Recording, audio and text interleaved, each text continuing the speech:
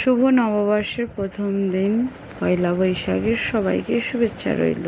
তো চলো সারাদিনের আমার কি কাজ করি না করি সেটাই তোমাদের সাথে শেয়ার করি। হ্যালো বন্ধুরা, আমি মধুমিতা আর সারাদিনের নতুন ব্লগ নিয়ে চলে এলাম। আজ পয়লা বৈশাখ আর বৌদিদের হাতে কাজ করবো না তা কখনো হয়।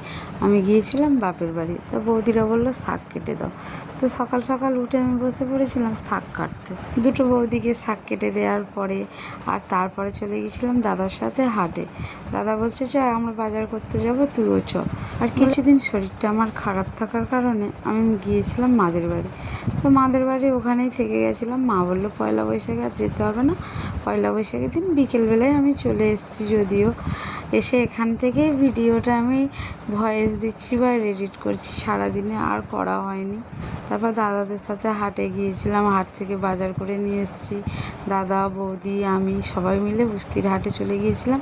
বস্তির হাট দিয়ে বাজার করে এসেছি। বস্তির হাটের আর ভিডিওটা করা হয়নি, এটা হয়তো অন্য ভিডিওতে দেখতে পাবে। বস্তির হাটের আমি ভিডিও করেছি কিন্তু সেটা এখনও আপডেট দিইনি। তারপর বৌদিরা কী করছিল, বৌদিদের বাড়িতে চলে এসেছি। বলছি তোদের রান্নাবান্না কি হয়ে গেল? আমি অনেক পরে এসেছি। তো মাংস দোকানে প্রচুর ভিড় ছিল।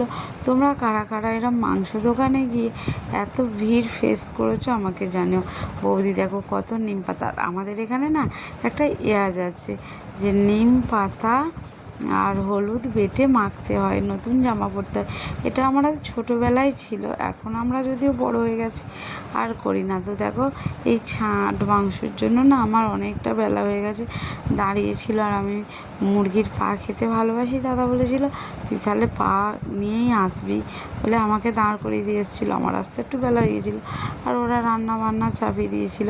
হয়েছিল এঁচোড়, চিংড়ি, মাছ, পোনা মাছ কচু দিয়ে, তারপর হয়েছিল শাক ভাজা আর মাংসের তরকারি। তারপর দেখো ও বাড়ি থেকে এসে আর এ বাড়িতে আমাদের মাদের 3 জায়গায় বাড়ি আছে। নতুন একটা বাড়ি হচ্ছে, ওটা পুরনো বাড়ি, আর এখানেও বাবা ঘর বেঁধেছে। বাবা মার মতনই থাকে। তো এ বাড়িতে আমি বাবা মার কাছেই গেলে থাকি। তো আমিও হলুদ মেখে নিয়েছিলাম আর মেখে সবার সাথে রাস্তার ধারে বাড়ি তো যে যাই সে আমার সাথেই কথা এখন হলুদ মাছ কি রান্না হলো। তারপরে এসব কথা বলতে বলতে মা বলল কি করছিল। তারপর বাবাকে জিজ্ঞাসা করলাম বাবা মা কোথায়? বলছে তোর মা বললে ক্ষীর হয়। তো আমাদের এখানে গরু থাকলে ঘর থাকলে ক্ষীর জাল দেয় আর সেখানে সব বাচ্চারা বসে খায়। তবে এখন আর কোনো বাচ্চা আসে না। আমরা ছোটবেলায় চলে যেতাম কোলা পাতায় করে আমাদের পিছনে গোল ঘরের পিছনটায় মা ওখান থেকে করে ফিরছে। আমিও বাবাকে জিজ্ঞাসা করছিলাম মা কোথায়। তারপরে আমার ছেলে দেখো নতুন জামা, আমার ভাইপোরাও পরেছিল, আমার ছেলেও পরে নিয়েছে নতুন জামা প্যান্ট। তো এটা আমার দাদা দিয়েছিল। তারপর ফেরার পথে আমিও আমার ছেলের জামা কিনে দিয়েছি, সেটা